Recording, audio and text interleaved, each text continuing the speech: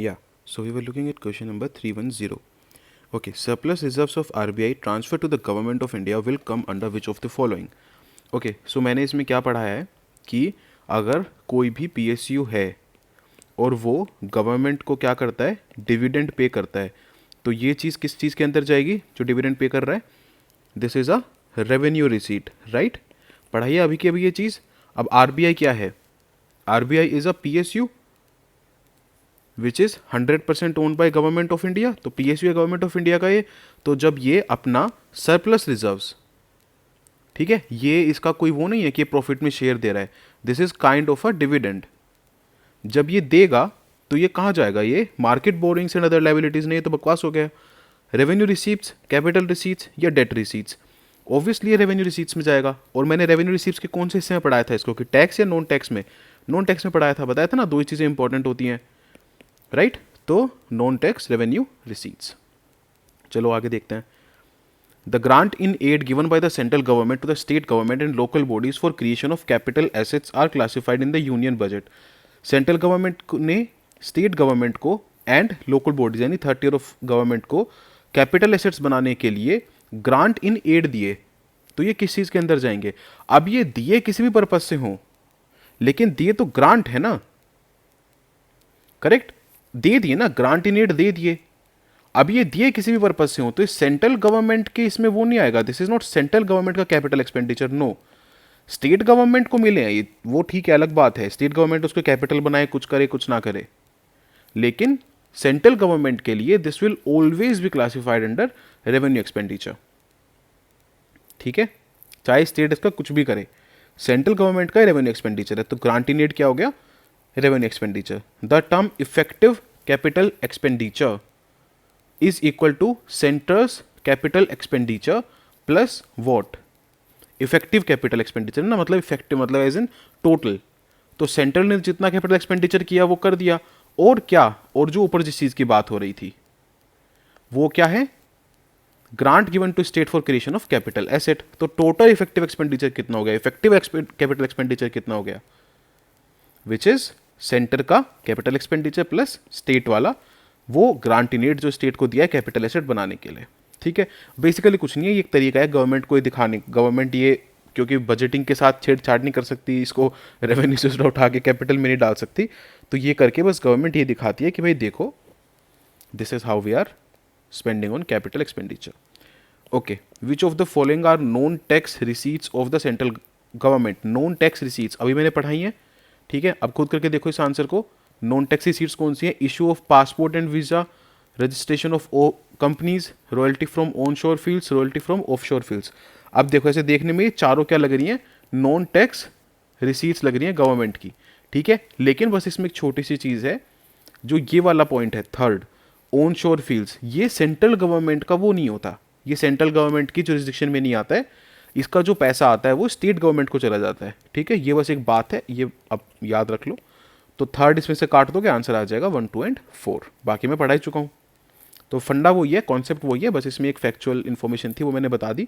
आगे चलते हैं। Which of the following are non tax revenue receipts? Non tax revenue receipts, revenue receipts दो तरह की, टैक्स एंड नॉन टैक्स। तो यहाँ वाली पूछ रहा है non tax revenue receipts. Spectrum allocation, revenue of IRCTC, examination fee of UPSC, ठीक है? तो इसमें से मैं कौन सी बता चुका हूँ आपको? यूपीएससी तो मैंने डायरेक्टली बताई थी, तो थर्ड तो है ही, ठीक है? स्पेक्ट्रम का ऑक्शन किया, गवर्नमेंट ऑफ इंडिया को कुछ पैसा मिला, लेकिन गवर्नमेंट ऑफ इंडिया के कोई एसेट लायबिलिटी पे कुछ नहीं हुआ, तो स्पेक्ट्रम ऑक्शन भी है, ये भी है। अब ये देखो ध्यान से इसीलिए पढ़ना पड़ता है पेपर को, क्या लिखा है? Revenues of IRCTC. मैंने आपको क्या बोला था कि कोई भी पीएसयू होता है, ठीक है, उसका रेवेन्यू, उसका एक्सपेंडिचर उसका खुद का है, उसका प्रॉफिट उसका खुद का है, बाद में वो गवर्नमेंट को क्या पे करता है? डिविडेंड पे करता है। तो आईआरसीटीसी का रेवेन्यू गवर्नमेंट की रेवेन्यू रिसिप्ट्स में नहीं आएगा। आईआरसीटीसी अगर यहां से डिविडेंड देता तो जरूर आ जाता। तो सेकंड हो जाएगा इनकरेक्ट, आंसर हो जाएगा 1 एंड 3। बस ध्यान से पेपर पढ़ना है। चलें आगे।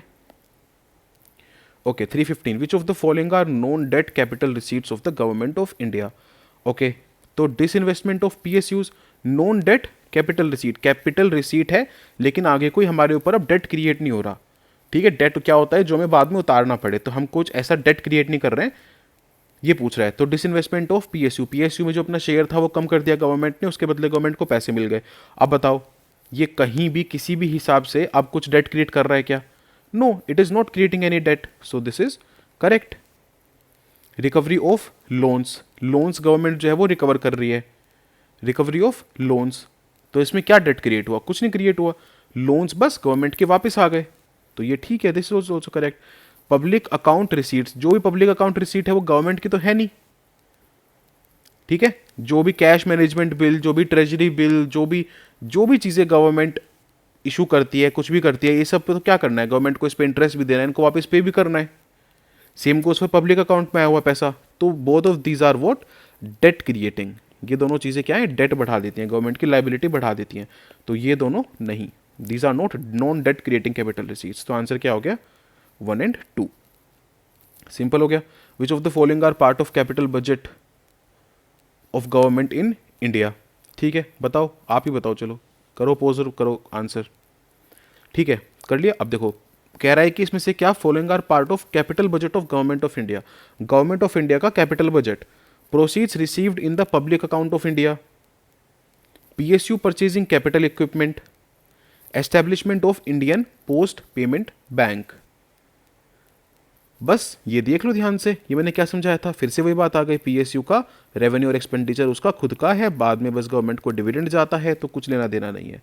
अगर गवर्नमेंट पीएसयू से डिविडेंड ले रहा है तो ये गवर्नमेंट का नॉन टैक्स रेवेन्यू रिसीप्ट। अगर गवर्नमेंट पीएसयू में शेयर अपने डाइल्यूट कर रहा है, डिसइन्वेस्ट कर रहा है, तो ये गवर्नमेंट की कैपिटल रिसीट। अगर शेयर खरीद रहा है किसी पीएसयू के, तो ये गवर्नमेंट का कैपिटल एक्सपेंडिचर। बट यहाँ पे ये सिर्फ पीएसयू का एक नॉर्मल एक्सपेंडिचर है, इसका गवर्नमेंट से कोई लेना देना नहीं है। सेकंड कट जाएगा, आंसर क्या हो जाएगा? 1 एंड 3। ओके सर, कॉन्सेप्ट समझा दिया तो सारे क्वेश्चन ठीक होंगे। अब ये which of the following is और are included in the capital budget of the government of India? Government of India के कैपिटल बजट में क्या क्या आता है?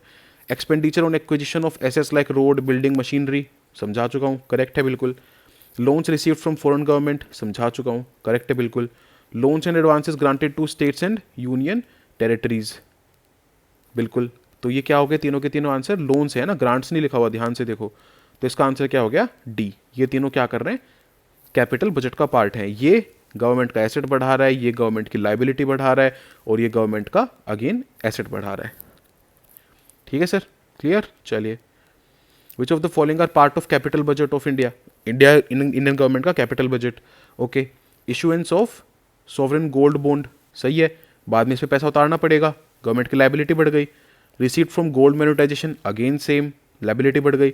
Issuance of sovereign green bond, again same, liability बढ़ गई। तो तीनों के तीनों क्या है? ये इससे जो पैसा आ रहा है वो कैपिटल रिसीट है, और तीनों के तीनों लाइबिलिटी को इंक्रीज कर रहे हैं।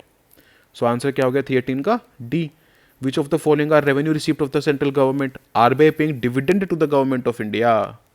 इतने से ये तो समझा रहा था मैं, this is what I was looking for.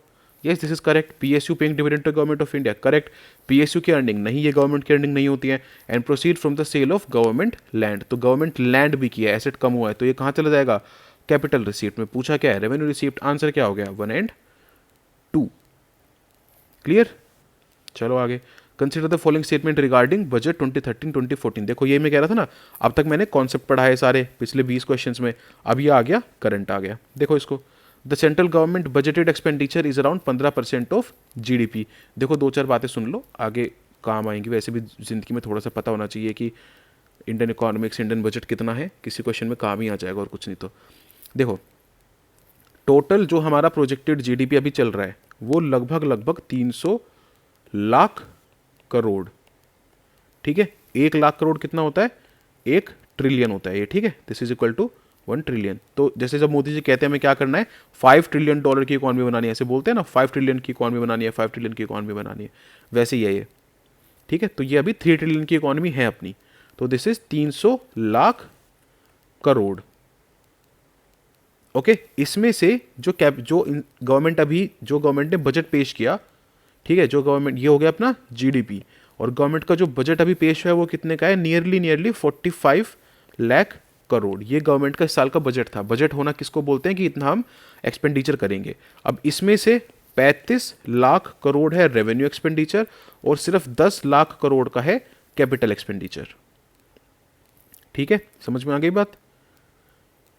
Okay, तो देख रहे हो कितना डिफरेंस है, कितना ज़्यादा रेवेन्यू एक्सपेंडिचर पे खर्चा करते हैं हम और कैपिटल एक्सपेंडिचर बहुत कम है। तो जिस दिन ये बढ़ जाएगा हमारा, अपने आप देश में डेवलपमेंट ज़्यादा होता रहेगा।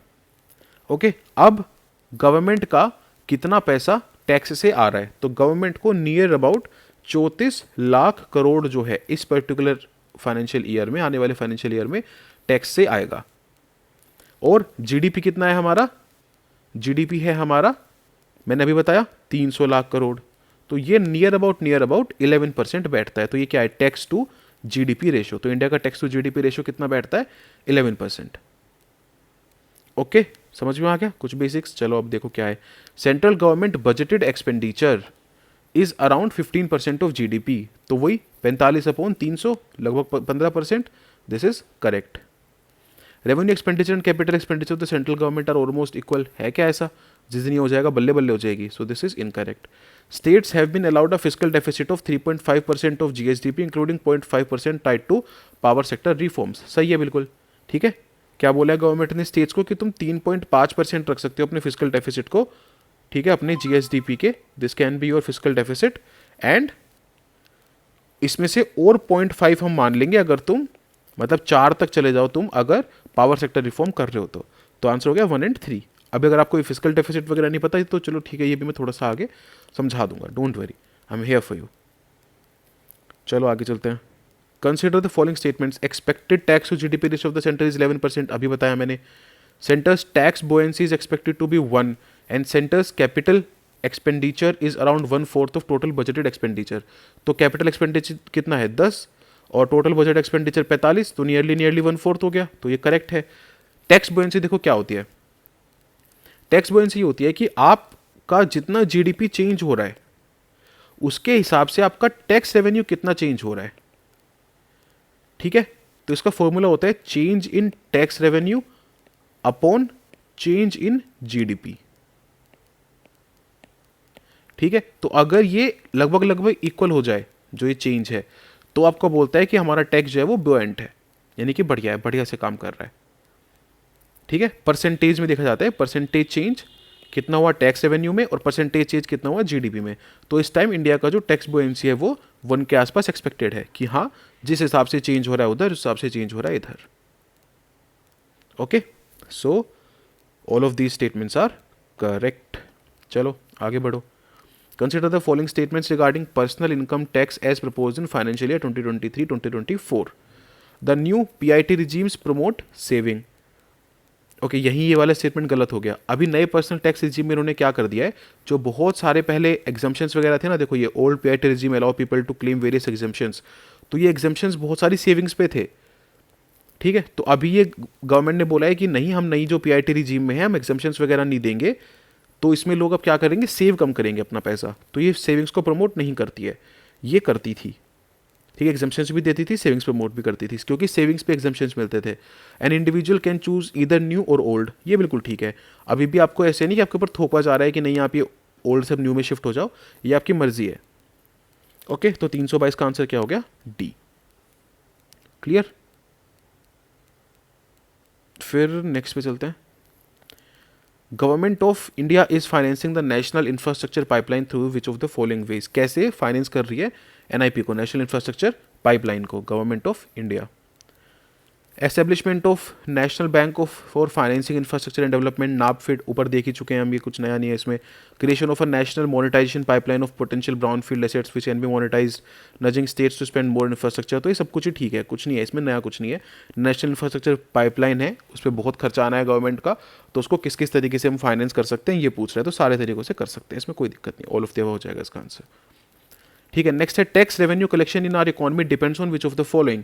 टैक्स रेवेन्यू कितना कलेक्ट करेंगे वो इन पे किस पे डिपेंड करता है? प्रोडक्शन ऑफ रियल आउटपुट, भाई बिल्कुल सही बात है, जितना आउटपुट ऊपर जाएगा उतना हम टैक्स ज़्यादा कलेक्ट कर सकते हैं। इन्फ्लेशन, अगेन ये भी सही बात है, इन्फ्लेशन पे भी डिपेंड करेगा ये, ओके, क्योंकि टैक्स किस पे डिपेंड करता है? प्राइस पे डिपेंड करता है।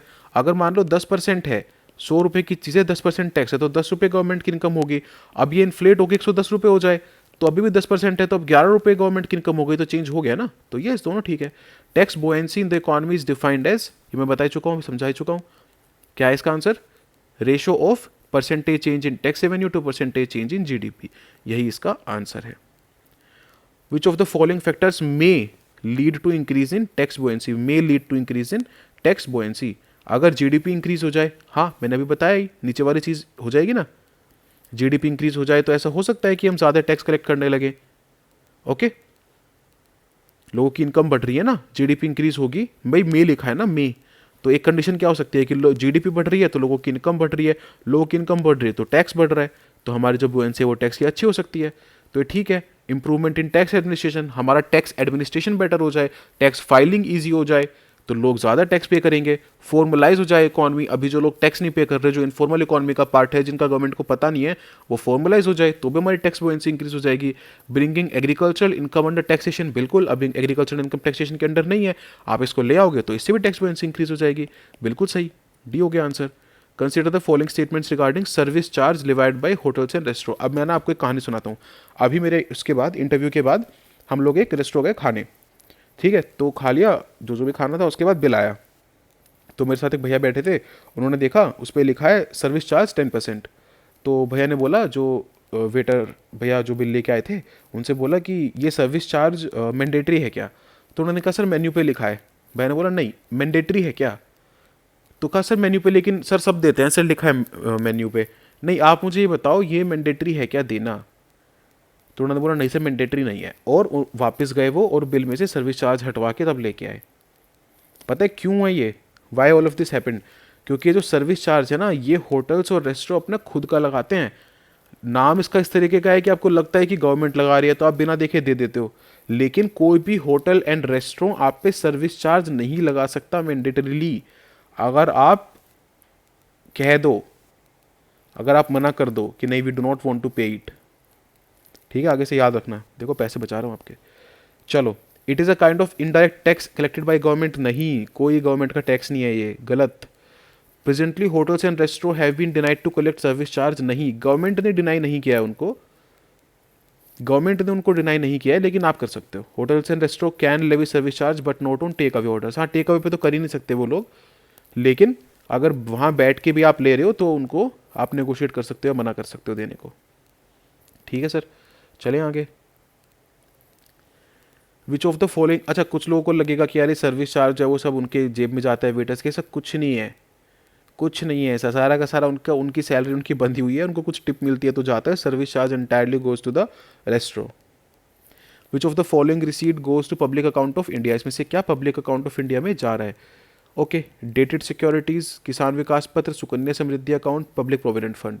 तो ये जो बस डेटेड सिक्योरिटीज़ है ये नहीं जाएंगी, जितने भी गवर्नमेंट के ट्रेजरी बिल होते हैं, डेटेड सिक्योरिटी होते हैं, सब कहाँ जाते हैं? CFI में, कॉन्सोलिडेटेड फंड ऑफ इंडिया, ये सब कहाँ जाएगा? बिल्कुल जाएगा ये सब पब्लिक अकाउंट में, तो सही हो गया। इसी को तो बता रहा था मैं ऊपर, जब था ना वो क्वेश्चन की पब्लिक अकाउंट ऑफ इंडिया में जितना भी आता है वो गवर्नमेंट की लाइबिलिटी है क्या, तो हाँ ये सब पे भाई देना है ना इसको वापस, इस पर इंटरेस्ट रेट भी देना है, इसको वापस भी करना है, तो हाँ ये सारा का सारा गवर्नमेंट की लाइबिलिटी है, तो this is capital receipt. Consider the following statements regarding the various small saving scheme offered by government of India, small saving schemes offered by government of India. Okay, the money collected goes into the national small saving fund under public account of India. The interest rate on these schemes has been linked with G securities of similar maturities. Okay, and then the NSSF, यानी कि यही जो ऊपर लिखा है national small saving fund, is use to lend money to government of India and other government agencies like FCI and NHAI। तो ये सारे स्टेटमेंट्स क्या हैं? बिल्कुल ठीक है। स्मॉल सेविंग स्कीम जो गवर्नमेंट ऑफ इंडिया ऑफर कर रहा है उसके बारे में पूछ रहा है कि जो मनी कलेक्ट करेगा वो NSSF में जाएगा जो पब्लिक अकाउंट ऑफ इंडिया के अंतर्गत है, ठीक है, याद रखना। द इंटरेस्ट रेट जो है इसका वो लिंक कर दिया जी सिक्योरिटी से जो सिमिलर मेच्योरिटी की है, कि जितनी मेच्योरिटी की ये स्मॉल सेविंग स्कीम्स हैं उतनी मेच्योरिटी की जो जी सिक्योरिटीज़ हैं उन पे कितना इंटरेस्ट रेट मिल रहा है उसी के हिसाब से हम इन पे भी दे देंगे। And this fund is use to lend to money in government agencies को जो इन सारे कामों को देखेंगी, NHAI FCI इन सब चीज़ों को देखेंगे, ठीक है सर। तो यहाँ पे सारे स्टेटमेंट्स आपके करेक्ट है, आंसर हो गया D. Okay, fiscal deficit is equal to, अब आ गया आपका जो मैं आपको थोड़ा सा बता देता हूँ, अगर आपको नहीं पता है तो ये चीज़ें क्या होती हैं जस्ट थोड़ा सा सुन लो, समझ में आ जाएगा। देखो, एक चीज़ होती है टोटल रिसीट, और एक चीज़ होती है टोटल एक्सपेंडिचर। ठीक है, ये दो चीज़ें होती हैं। आप इसमें से इसको माइनस कर दो, यही है आपका पूरा का पूरा बजट। टोटल आपकी रिसीट कितनी है, या फिर ऐसे कह लो टोटल आपका एक्सपेंडिचर कितना है, खर्चा कितना है, माइनस टोटल आपकी रिसीट कितनी है। ठीक है, ये है आपका budget. This is budgetary expenditure, this is budgetary receipt, and this is the entire budget. पहली बात समझ में आ गई। अब दूसरी बात देखो, जब हम बोलते हैं बजट डेफिसिट, तो वो यही होता है, टोटल एक्सपेंडिचर में से टोटल रिसीट माइनस कर दी, आपका बजट डेफिसिट आ गया। लेकिन क्योंकि पैसा किसी का फ्री का तो बट नहीं रहा, कहीं पेड पे तो लग नहीं रहा, जितनी भी एक्सपेंडिचर है उसके लिए गवर्नमेंट को कोई ना कोई रिसीट दिखानी पड़ेगी। ठीक है, चाहे वो लोन लेके दिखाए, चाहे बोरो करके दिखाए, तो आखिर में क्या होता है, जो बजट डेफिसिट होता है वो जीरो आता है। क्यों? क्योंकि मान लो गवर्नमेंट को 400 करोड़ का, या फिर जितना भी था, चलो इस बार 45 लाख करोड़ का खर्चा करना है, तो किसी ना किसी तरीके से 45 लाख करोड़ होना चाहिए ना गवर्नमेंट के पास, तभी खर्चा करेगी। अब मान लो गवर्नमेंट के पास है 40 लाख करोड़ ही, तो गवर्नमेंट क्या बोलेगी, यार ये 5 लाख करोड़ हम बोरो कर लेते हैं। ठीक है, यही जो बोरोइंग है, ये जो बोरोइंग है, ये होती है फिस्कल डेफिसिट। क्या बात समझ में आई? जो गवर्नमेंट बोरो करती है अपने एक्सपेंडिचर को भरने के लिए, तो इसका फॉर्मूला क्या बनता है फिस्कल डेफिसिट का, टोटल गवर्नमेंट ने एक्सपेंडिचर कितना किया minus total receipt except borrowing. तो टोटल एक्सपेंडिचर कितना था, 45 lakh crore, total receipt except, मतलब उसमें से बोरिंग हटा दो, एक्सेप्ट बोरिंग, तो वो कितनी है 40। तो कितना आ गया fiscal deficit, it comes down to 5 lakh crore. ये 5 लाख करोड़ क्या है, ये देखो बोरिंग है ना। So fiscal deficit is nothing but government कितना बोरो कर रही है। ठीक है, चाहे बोरो मार्केट से करे, चाहे फॉरेन कंट्रीज से करे, चाहे आरबीआई से करे, कहीं से भी करे, बट बोरोइंग ही गवर्नमेंट की फिस्कल डेफिसिट है। इसलिए हम बार बार कहते रहते हैं फिस्कल डेफिसिट कम करो, फिस्कल डेफिसिट कम करो। समझ में आ गई बात? चलें क्वेश्चन पे। Okay, fiscal deficit is equal to total expenditure minus total receipt. ये मैंने क्या समझाया अभी, दिस इज बजटरी डेफिसिट, तो ये नहीं है। Total expenditure minus total receipt excluding boring, correct. Revenue deficit plus capital expenditure minus non debt creating capital receipt, इसका दूसरा फॉर्मूला बता रहा है। एंड टोटल बोरिंग, ये भी करेक्ट है। सेकंड एंड फोर्थ मैंने आपको ऑलरेडी बता दिया है, फर्स्ट इनकरेक्ट है। आंसर आ गया आपका। ये इसका ये वाला इसका फॉर्मूला देख लो क्या है, रेवेन्यू डेफिसिट, ठीक है, plus capital expenditure. Revenue deficit मतलब revenue expenditure minus revenue receipt, correct, plus capital expenditure minus non debt creating capital receipt. क्योंकि जो डेट क्रिएटिंग होगी वो क्या होगी, बोरोइंग होगी। समझ में आ रही है बात? देखो इसको एक्सपैंड करके लिख दिया यार, और कुछ नहीं है। डरना मत ऐसी चीज़ों से, बस एग्जामिनेशन हॉल में बैठ के वहीं की वहीं सोल्व हो जाएंगे। इतना अच्छे समझा रहा हूँ, अगर समझ में आ रहा है तो बताना मुझे, सब कुछ सोल्व हो जाएगा, डरना मत। ओके, डिटेल में माइन्यूट माइन्यूट करके समझा रहा हूँ। देखो क्या है ये, एक मिनट इस स्टेटमेंट को देख लेते हैं। देखो स्टेटमेंट कह रहा है, देखो अभी हमने क्या पढ़ा था, फिस्कल डेफिसिट क्या होता है, गवर्नमेंट की बोरोइंग होती है, ठीक है। और ये क्या है, रेवेन्यू मतलब गवर्नमेंट का टोटल जो एक्सपेंडिचर है माइनस टोटल रिसीट जो बोरोइंग के बिना आई हो, ये है।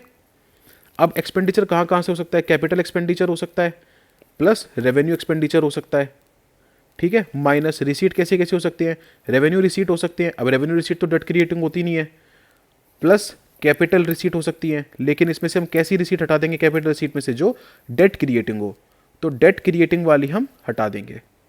बस यही पूछ रहा है ये। देखो अब वापस से उस स्टेटमेंट को, revenue expenditure minus revenue receipt, ये कितना हो गया, revenue deficit, plus capital expenditure minus non debt creating capital receipt. ये अब जो क्या टोटल कैपिटल रिसीट में से डेट वाले हटा दी, तो क्या बचा, non debt creating capital receipt बची। बस ये यहाँ पे आ गया, यही था स्टेटमेंट। वो देखो जाके वापस पढ़ो इसको। ओके क्लियर सर, चलें आगे। थर्ड स्टेटमेंट, ठीक है, answer is 2, 3 and 4। Fiscal deficit of the government of India is equal to which of the following. Fiscal deficit is equal to which of the following, अभी बता चुका हूँ ये मैं, कोई इसमें नई चीज़ नहीं है। जो टोटल यहीं पे देखा ना हमने, इसके बाद क्या बचा था, डेट क्रिएटिंग कैपिटल रिसीट हटाई थी, उसी की एक फिस्कल डेफिसिट है। क्लियर है? There has been a persistent deficit budget year after year, which of the following actions can be taken by the government to reduce deficit. अब इसी के बेसिस पे कॉन्सेप्ट आ गया कि गवर्नमेंट का जो डेफिसिट ये हो जाता है इसको कर्व करने के लिए, कम करने के लिए गवर्नमेंट क्या कर सकती है, अपने एक्सपेंडिचर को कम करे, बिल्कुल सही बात है। नई वेलफेयर स्कीम लेके आए तो क्या होगा, एक्सपेंडिचर बढ़ जाएगा, तो नहीं, गलत है। सब्सिडीज़ को रेशनलाइज करे, बिल्कुल सही है। तो आंसर क्या हो गया, 1 and 3। Clear. Consider the following statement regarding government physical deficit. Physical deficit के रिगार्डिंग स्टेटमेंट देख लेते हैं नीचे जाके। Okay, it may be inflationary, तो गवर्नमेंट का फिजिकल डेफिसिट इन्फ्लेशनरी हो सकता है। क्यों? क्योंकि हो सकता है एक्सपेंडिचर बढ़ा के आया हो, तो एक्सपेंडिचर बढ़ा के, ये एक्सपेंडिचर बढ़ाने की वजह से फिजिकल डेफिसिट हुआ है, तो definitely it can be inflationary, तो ये ठीक है। It may not be inflationary, ये बात भी सही हो सकती है। क्यों? क्योंकि अगर इस एक्सपेंडिचर से, भाई इस एक्सपेंडिचर से इन्फ्लेशन कब होगा, जब ये डिमांड साइड एक्सपेंडिचर है बस, तो डिमांड बढ़ जाएगी और सप्लाई नहीं बढ़ी अगर, तो ये इन्फ्लेशनरी हो जाएगी। लेकिन अगर गवर्नमेंट एक्सपेंडिचर की वजह से सप्लाई भी बढ़ रही है, डिमांड भी बढ़ रही है, तो ये क्या होगा, ये इन्फ्लेशनरी नहीं होगा। It raises effective demand, no, again no. What it raises is aggregate demand या टोटल डिमांड, ये मैं पहले भी समझा चुका हूँ एक बार पूरा कॉन्सेप्ट आपको क्या होता है, अब इसके दोबारा डिटेल में नहीं जाऊंगा। So this statement is incorrect, answer is 1 and 2। Okay, physical slippage में result in which of the following. Physical slippage क्या होता है, वही कि आप अपने जो फिजिकल डेफिसिट का टारगेट थे उससे आप भटक गए हैं, ठीक है। Okay, so let us look at it. Increases bond yield, decreases market interest rate, increases aggregate demand. Okay, physical slippage, इसकी मैं एग्जैक्ट डेफिनेशन आपको बताता हूँ पहले। देखो मैंने बताया था ना, फिजिकल डेफिसिट क्या होता है, गवर्नमेंट की बोरोइंग होती है, चाहे गवर्नमेंट कहीं से भी बोरो करे। तो अगर ये फिजिकल डेफिसिट बढ़ा तो इसका मतलब क्या है, गवर्नमेंट की बोरोइंग बढ़ गई, तो ये फिजिकल डेफिसिट के बढ़ने को फिजिकल स्लिपेज कहते हैं, मतलब कि गवर्नमेंट की बोरोइंग जो है वो इंक्रीज हो गई है। ओके, अब जब गवर्नमेंट की बोरोइंग इंक्रीज हो गई है तो मतलब गवर्नमेंट क्या कर रही है, मार्केट से गवर्नमेंट ने जो बोरो वाला पैसा था, यानी कि जो बैंक्स वगैरह से मान लो उठाया है, तो ये बैंक का पैसा जो पब्लिक को जाना था अभी ये गवर्नमेंट ने ले लिया। गवर्नमेंट ने सपोज करो बैंक से बोरो कर लिया, तो अब क्या है, अब ये वापस से जाना तो है, ये खर्च होके वापस से मार्केट में जाएगा, लेकिन फिलहाल के लिए क्या होगा कि जो बैंक्स का जो इंटरेस्ट रेट है ना, क्योंकि बैंक सपोज करो पहले 100 रुपए थे लैंड करने के लिए, अब गवर्नमेंट ने इसमें से 90 उठा लिए, तो अब 10 ही बचे हैं, तो अब बैंक के पास लैंड करने के लिए कम बचे हैं, तो जो मार्केट का इंटरेस्ट रेट है वो क्या हो जाएगा, वो बढ़ जाएगा। सो दिस स्टेटमेंट इज इनकरेक्ट, ठीक है। सेकंड खत्म हुआ, आंसर आ गया, लेकिन समझ लेते हैं। Increase in bond yield and increase in aggregate demand, वही चीज जो मैं आपको समझा रहा था।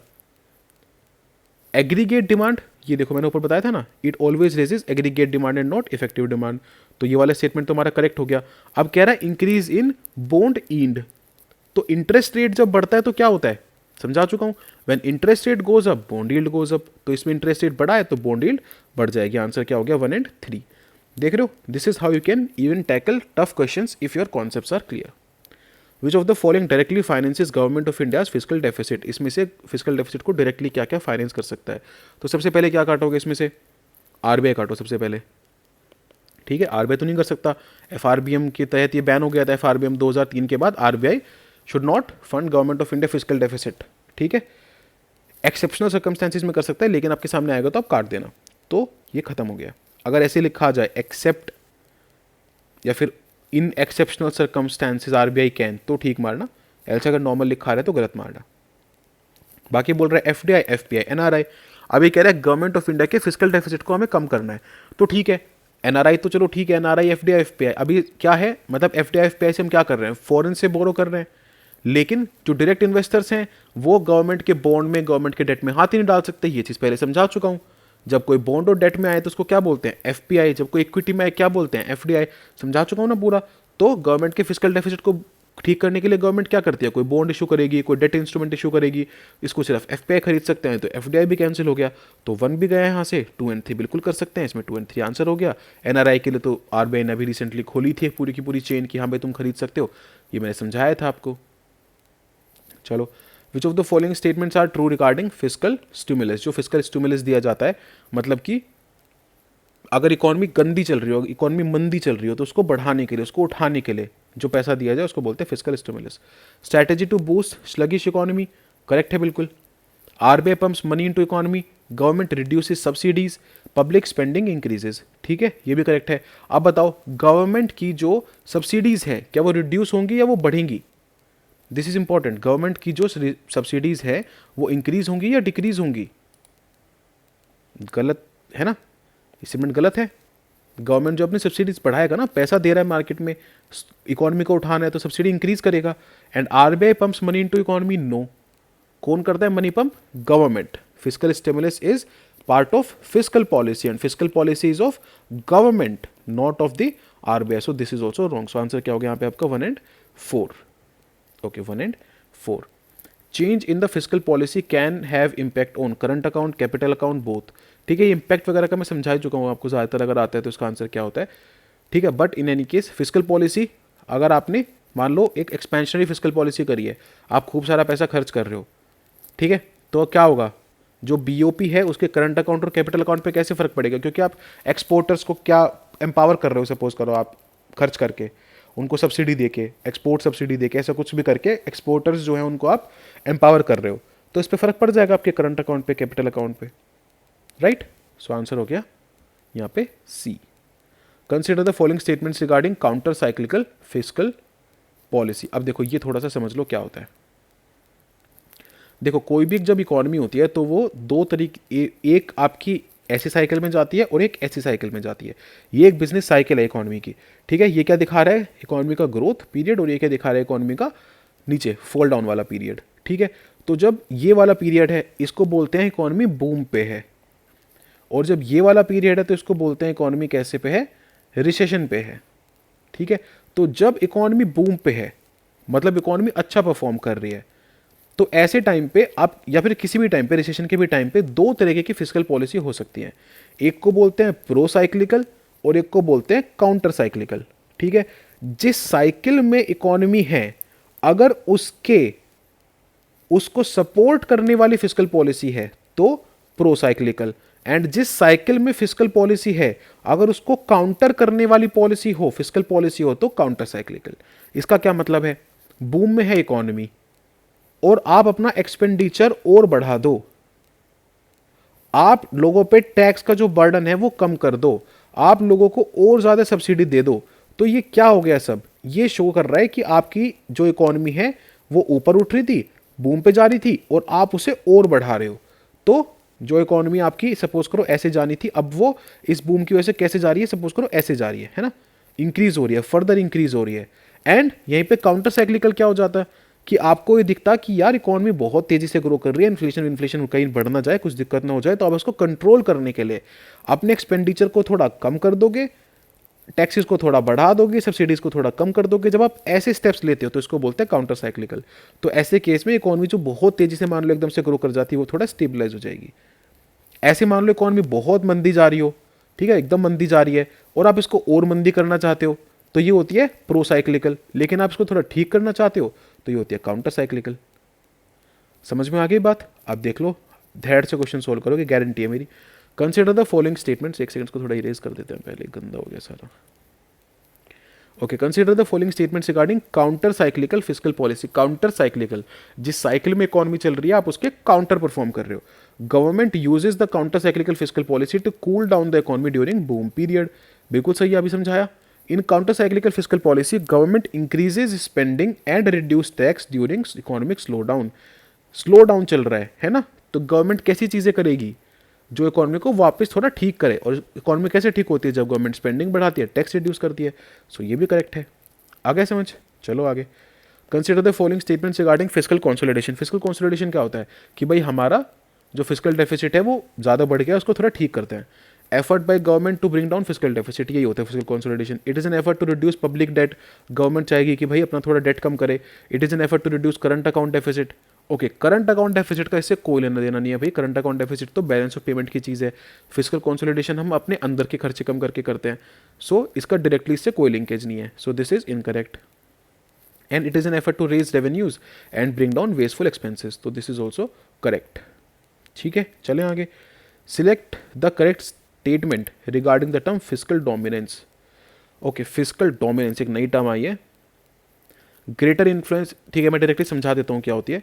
जब भी जो भी बैंक होते हैं, जो भी आरबीआई, फेडरल रिजर्व, मतलब जो भी सेंट्रल बैंक होते हैं, वो अपनी ताकत का इस्तेमाल करें गवर्नमेंट सिक्योरिटीज के प्राइसेस को इस तरीके से करने के लिए कि वो ज़्यादा बिकें, उसको बोलते हैं फिस्कल डोमिनेंस। अपनी फिस्कल डोमिनेंस का यूज़ करना, तो आरबीआई या फिर कोई भी बैंक इसमें क्या करता है, जो मॉनेटरी पॉलिसी होता है ना, उसको मतलब वैसे तो वो मार्केट के हिसाब से चलनी चाहिए, लेकिन नहीं, मतलब इंडिपेंडेंटली चलनी चाहिए, लेकिन उसको क्या करता है, कंट्रोल करता है अब, ताकि गवर्नमेंट को कुछ फायदा पहुंचा सके, ताकि इंटरेस्ट रेट अपने हिसाब से रख सके। ओके, तो यही है इसका answer, fiscal consideration limiting the scope for an independent monetary policy. ऐसे काम करना चाहते हो आपकी जो मॉनेटरी पॉलिसी है वो आपके हिसाब से चले। Clear? As per FRBM Act 2003 which of the following statement is not presented in the budget session of parliament. UPSC ने एज इट इज क्वेश्चन पूछा था ये, इनमें से क्या नहीं प्रेजेंट होता है, तो ये नहीं प्रेजेंट होता, medium term expenditure framework statement ये नहीं होता, बाकी सब कुछ होता है।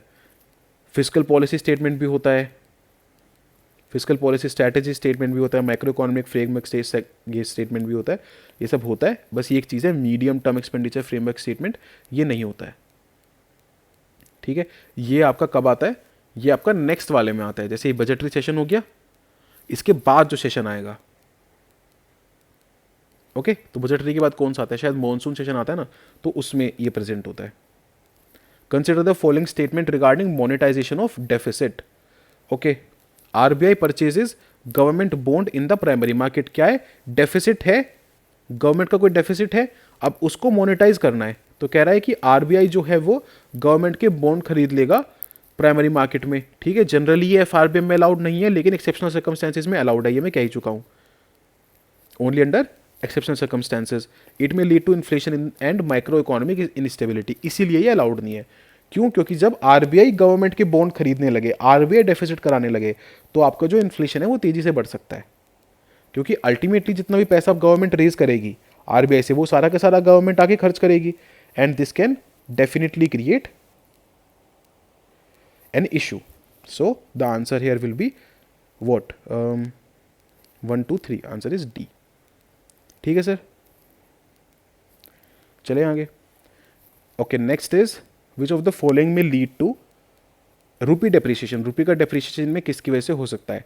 एक्सपेंशनरी फिजिकल पॉलिसी की वजह से, एक्सपेंशनरी मॉनेटरी पॉलिसी की वजह से, मोनेटाइजेशन ऑफ डेफिसिट की वजह से, या डिबेसमेंट ऑफ करेंसी की वजह से। अब देखो, इसमें आपको कुछ ज़्यादा एक्सप्लेन करने की जरूरत नहीं है, ये सारी चीज़ें आपको ऑलरेडी पता हैं। एक्सपेंशनरी पॉलिसीज आ जाएंगी, डेफिसिट मोनेटाइज हो जाएगा, करेंसी डिबेस कर रहे हैं, इन सब चीज़ों की वजह से रूपी डेप्रिसिएशन हो सकता है। So the answer here is again D. ठीक है, consider the following statements. Before 1997 the central government use to directly monetize its deficit from RBI. एकदम सही है, ये चीज़ डायरेक्टली कर लेता था। The primary objective of open market operation is to support government borrowing by purchase of government bonds in the open market. No no no, this is not what the RBI is doing through this भाई। ये सिर्फ secondary market में RBI interfere करता है, RBI help करता है, primary market में FRBM ने मना कर दिया। वही चीज़ हम इतनी देर से समझ रहे हैं। So the answer here will only be A. Which of the following statement is true regarding tax base. सो टैक्स बेस क्या है? It is the number of tax payers, it is the number of people and business under tax net, it is the income of people in which can be tax by the government. ठीक है, सुनते हम ऐसे ही हैं कि ये सब होता है, लेकिन it is the aggregate value of financial streams on which tax can be imposed bye the government.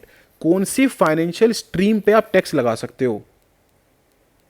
ठीक है, कौन सी फाइनेंशियल स्ट्रीम पे आप टैक्स लगा सकते हो? जैसे मान लो बिल्कुल गरीब लोगों पे भी गवर्नमेंट टैक्स नहीं लगा रही है, गवर्नमेंट कल को बोल दे कि हम तो लगाएंगे, so then it is nothing but creating a new financial stream. Government बोलते हैं एग्रीकल्चर वालों पे लगाएंगे, creating a new financial stream, ऐसे होता है ये। सो एक्चुअल डेफिनेशन इसकी यही है। ये सब जो इसकी हैं ये मतलब सेकेंडरी डेफिनेशन काइंड ऑफ है, एक्चुअल डेफिनेशन यही है। Which of the following taxes are regressive in nature. Regressive क्या होता है? रिग्रेसिव प्रोग्रेसिव क्या होता है? अगर आपकी इनकम बढ़ रही है और उसके साथ साथ आपका टैक्स बढ़ रहा है तो ये प्रोग्रेसिव है, लेकिन वो टैक्स जो आपके इनकम के इर्रेस्पेक्टिव लगाया जा रहा है वो रिग्रेसिव होता है। तो इनकम टैक्स रिग्रेसिव हो सकता है क्या? बिल्कुल भी नहीं हो सकता, क्योंकि जितनी इनकम ज़्यादा उतना टैक्स ज़्यादा, तो ये इनकरेक्ट है। तो फर्स्ट खत्म हो गया। ठीक है, जीएसटी तो हमने पता ही है, वैट, ये सब क्या है? All of these are GST वगैरह क्या है? ये इनडायरेक्ट टैक्सेस हैं। तो ये आपके सब क्या होते हैं? These are regressive in nature. इसीलिए कहते हैं कि इकोनॉमी में डायरेक्ट टैक्स ज़्यादा होना चाहिए, इनडायरेक्ट कम होना चाहिए। हमारे यहाँ पे लगभग दोनों बराबर बराबर है। Consider the following with respect to regressive taxation. It's the taxation system where the tax percent is less for the rich and more for the poor. Less for the rich and more for the poor. वही चीज़ आ गई जो मैंने अभी समझाई थी। Inflation tax is not regressive, rather a proportional tax in nature. नहीं, इन्फ्लेशन एक रिग्रेसिव टैक्स है, क्योंकि इन्फ्लेशन सबके लिए इक्वल है ना। लेकिन हमें क्या होना चाहिए था, जो पुअर पीपल है उनकी हेल्प करनी चाहिए थी इसमें, लेकिन हम कर नहीं पा रहे हैं, तो इन्फ्लेशन तो पुअर पीपल को भी मार रहा है। तो this is an incorrect statement and you get your answer. Consider the following regarding GST, tax needs to be paid at each point in the value chain. हाँ, जैसे वैट ही तो है जीएसटी एक तरह का, तो हर उस पर आप जितनी जितनी वैल्यू ऐड होती रहती है आप जीएसटी पे करते रहते हो। इसमें इनपुट टैक्स क्रेडिट का मैकेनिज्म है, बिल्कुल सही है। Total taxes will be passed on to the consumer, the total taxes will be passed on to the consumer. हाँ, आखिर में तो टैक्स आपके ऊपर ही आना है, टैक्स का बर्डन आपके ऊपर ही आना है। वैल्यू एडेड टैक्स है तो मैं भी बता ही चुका हूँ, हर वैल्यू चेन पे इसमें टैक्स जो है आपको इम्पोज होता है। Consider the following regarding IGST. Okay, IGST वही दो तीन तरह के जीएसटी होते हैं, central GST, state GST, integrated GST, उसी की बात कर रहा है। ओके, सो एक सेकंड देना बस। हाँ, it is levied by the centre on inter state supply of goods. Inter state supply of goods पे लगता है ये, वही जो मैं बता रहा था। स्टेट जीएसटी अपनी स्टेट में लगता है, सेंट्रल जीएसटी तो ओवरऑल लगता है, और इंटर स्टेट को चल रहा हो तो स्पाई जीएसटी लगता है। The IGST rate is equal to CGST plus SGST divide या फिर यूटीजीएसटी। हाँ, तो ठीक है, इसका जो रेट होता है ये किस तरीके से डिसाइड होता है, सीजीएसटी प्लस एसजीएसटी, नहीं तो दोनों का आधा आधा हो जाता है ना।